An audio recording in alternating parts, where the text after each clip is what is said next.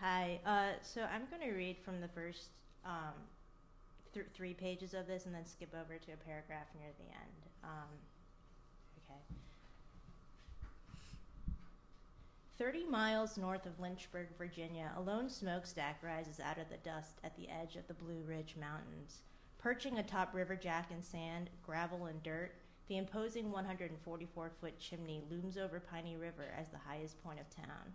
The calciner stack, as it is dubbed, is part of a former chemical plant on which 530 workers would quarry and crush rocks. At the height of company operations, titanium oxide would leave by Virginia Railway to color clothes for the Army, and to the tune of factory whistles each day, the stack belched wealth and success. But come 6 decades on a mid-February day, dozens gather under a winter sky to watch the calciner implode. At 2 p.m., the equipment is set, and a man with an I Love Explosives shirt starts the countdown from 5. When the all-clear whistle is sounded, 100 pounds of explosives knife the smokestack's base, triggering a giant halo cloud 15 feet above the ground.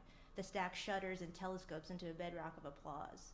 "This is the biggest thing that's happened to Piney River," exclaimed Sam DeLaura, who brought his granddaughters for the show. Equating the demolition to a space shuttle launch, he loads a brick on his truck and drives home a piece of history. "I worked there from 1950 to 64. My husband from 1951 till it closed," a woman lingering says. "That smokestack was our icon."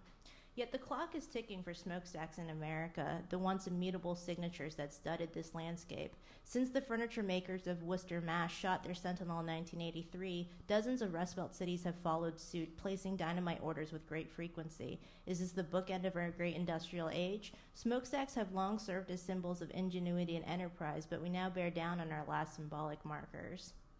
Call it the new American deja vu. There's nothing that quite brings a town together these days like the smokestack implosion. Youth climb atop freight cars, out-of-towners camp overnight in sleeping bags, and neon-clad environmentalists scale 700-footers with metallic lobster claws. Yet sidewalk attendance takes a somber plunge near Camp Nostalgia, whose sea of heads range from gray to white and whose members don company pins. Upon learning that one Belcher, the chocolate-producing Ovaltine stack of Illinois, was slated for a 2006 demolition, a constituent headline to the nation that this is manhood in jeopardy. The battle over smokestacks has certainly begun, with residents rushing to save them, destroy them, declare them blots on a landscape, celebrate their demise, to show up at dawn and watch them fall and then take a brick or two away. To be sure, smokestacks have brought a mixed blessing since they arrived from the small river valleys of England, which is why so few industrial-sized ones stand preserved, and dozens of other defunct and lightning-hit stacks rehash the debate. Our smokestacks are proud early feats of engineering or icons of contamination, as trumpeted by the nonprofit blower stacks. That they've racked up so polarized a 21st century reception speaks to the nature of our industrial legacy. Iconic in America since Ben Franklin published his 40-page manual, smokestacks have vented the excrement of America's material comforts, beginning with our first watches, shoes, and toilet seats. There were, for starters, the stacks of the mill-strung Northeast, and then the antebellum ones of the West. But by late 19th century, Golden Boy put all to shame by breaking 200 feet with Burroughs of Michigan, Jumbo of Massachusetts, and 1884 of Illinois, chimneys named as though they were outsized household pets. With open arms, the 20th century embraced them, and by the time the business of America was business, as President Coolidge declared, smokestacks found their moral perch as democratic ideal, reaching 600 feet to glory above every smelter, factory, and mill in the nation. Yet one can hardly trace their contribution today without touching on our greatest innovations. The Model Ts Henry Ford unveiled, the airplane Charles Lindbergh flew, the first billion-dollar corporation U.S. Steel, and the kitchen implements your grandmother eyed in the Sears catalog. America was in a drugged-up machine-age construction phase, building ceaselessly as though industrial structures defined the man. Our fever for building high found full expression in chimneys after the heads of Arizona's Arsarco learned of a superstack in Japan and added a superfluous 21 feet to make their smelter stack the world's tallest. Would the smokestack America romance last? We know in hindsight it didn't, but that part of the fallout eludes historical clarity and ripples through the Rust Belt today. It's like a Bruce Springsteen lyric.